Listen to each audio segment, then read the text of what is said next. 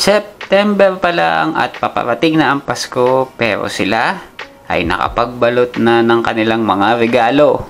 Opo, nagbalot na sila. At hindi lang isa, hindi lang dalawa, kundi 3 bagong motor ang kanilang ilalabas, diba? Wow! Well, sino ba tong kumpanyang to at maglalabas sila ng 3 motor? Ito yung CF Moto. Yan. Kamakailan nga po ay nagdao sila ng CF Moto Day sa China at dito nila nilaunch yung kanilang 3 bagong model ng motor. Yan. Sabi-sabi nga yun daw iba neto talaga ay matagal na nilang na-build at pero hindi lang nila na-launch ng mas maaga compare sa kapanahonang ito na kung kailan in demand talaga mga motor. Kaya ngayon nila ni-launch lang. Ngayon lang nila ni-launch sa CF Moto Day nila. Well, umpisahan natin ito sa kanilang maxi scooter.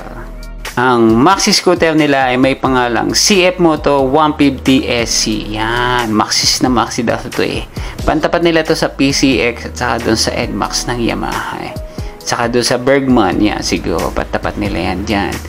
Well, asahan na natin ang makina niya ay magiging 150cc na mayroong fuel inject at saka sana 4 valve pa malakas ang makina.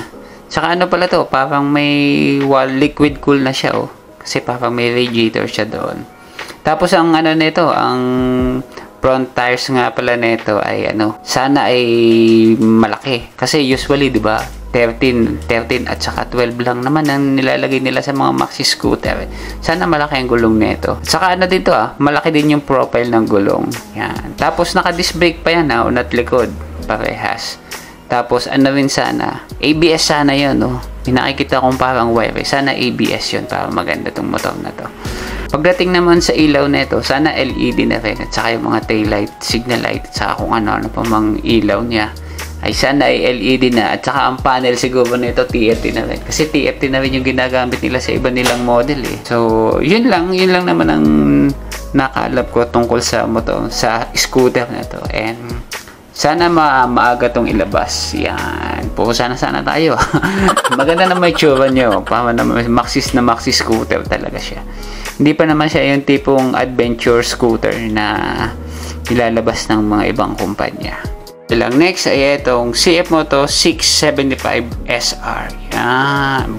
Malaki-laki na itong 675 SR Sabi nila daw to parang replica daw ata noong Triumph na Daytona. Ewan ko din lang yun ang sabi nila. Yun ang chismis na narinig ko Pero ang makina pala nito yung 675cc na meron siyang 3-cylinder. Yan. Hindi ko lang alam kung paano yung setup ng niya.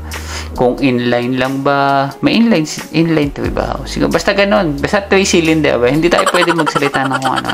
Basta 3-cylinder siya. Po 4 valve kada di 4x3 12 di ba? Naka 12 valve. At saka siguro fuel inject na rin. At saka may naman siguro to, yung mga sleeper clutch. Kasi nagiging basic na naman yung sleeper clutch para sa mga motor ngayon na bago. Yun nga pala, ang suspension nga pala nito sa unahan ay inverted. Tapos nakamono sa likod. Tapos naka-dual disc ang preno niya sa unahan Dual disc. Siguro may ABS na rin to. Pati sa likod may ABS na rin. Kasi yung mga ganitong klaseng motor may ABS na talaga yan. Pagdating naman siguro sa mga nito, mga LED sa mga headlight, signal light, tail light, full LED na siguro to, fully LED at saka yung panel nito ay TFT display na rin sana ngayon na lang. So yan ayan na masasabi ko tungkol sa motor na to. Yung titingin nyo pa maangas siya yung sports bike siya, sports bike. Hindi pa siya touring bike na kagaya ng iba nilang model. At saka maganda po niyo, may parang may guard pa yung kanyang parang may cooling yung kanyang disc sa unahan. Siguro matulin to May pagbigay ng digit ng tulin kasi di pa natin alam kung ano mangyayari. At ang panghuli sa listahan ay ang CF Moto SR500. Yan. Itong pinakaabangan talaga Kasi ang sabi nila, ito daw ay 4-cylinder. Yan. Hindi ko lang alam kung inline 4 o cross-plane o kung ano man. Basta 4 ang cylinder niyan.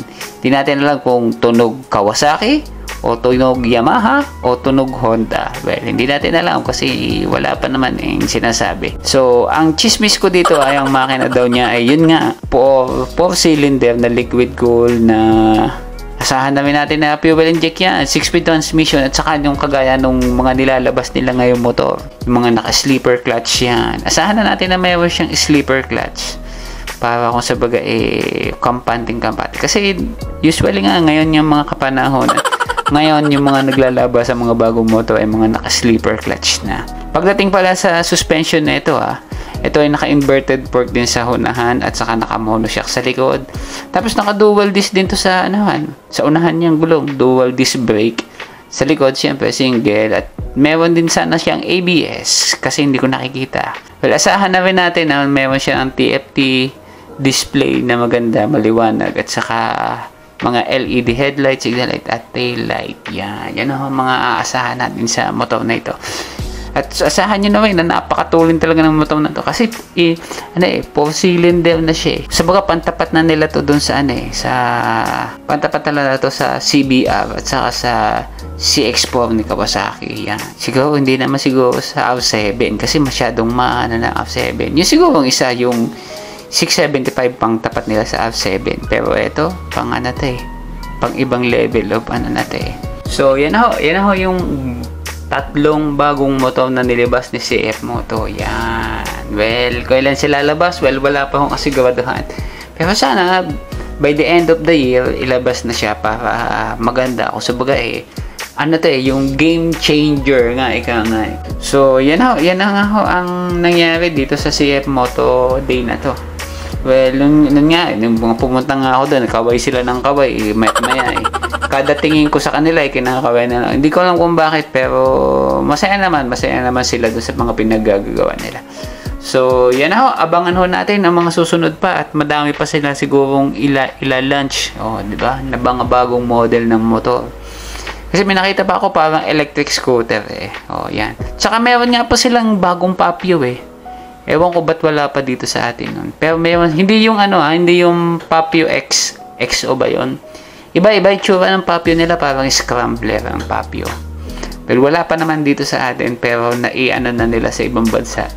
Na-i-endorse na nila, na-i-launch na nila sa ibang bansa. Well, sana may natutunan kayo ulit sa konti nating daldalan at sa sisbisan natin ito na talaga namang makalitis-latest na. Well, wala akong kasi na ibigay na impormasyon tungkol sa mga bagong motor na yun kasi nga pa siya Ito nyo naman, balot pa ng balot pa ng rapper. Parang ayaw pa nila ipakita kung anong magiging kulay, magiging style at magiging Siguro yung dalawang big bike, siguro upgraded version na sila nung 450 SR nila. Yan. Sana natin na ganun. So, yan Sana kami natutunan nga sa ating munting daldalan at sa muling chismisan na ito. At talaga namang kaabang-abang itong mga nilalabas ni CF Moto, di ba? Halos ilang buwan pa lang naman nilang nilalabas yung yung NK nila NK450. So, yan hanggang dito lang Si Iputat kayo nanonood ng aking channel at umantabay pa kayo at marami pa tayong matututunan at kakalkalin ko pa mga social media kung ano ba talaga ang mga kachismisang nihahatid ng mga motor na bagong dumadating ayon dito sa ating mundo. Yan. Si Iputat kayo nanonood ng aking channel. Maraming pong salamat.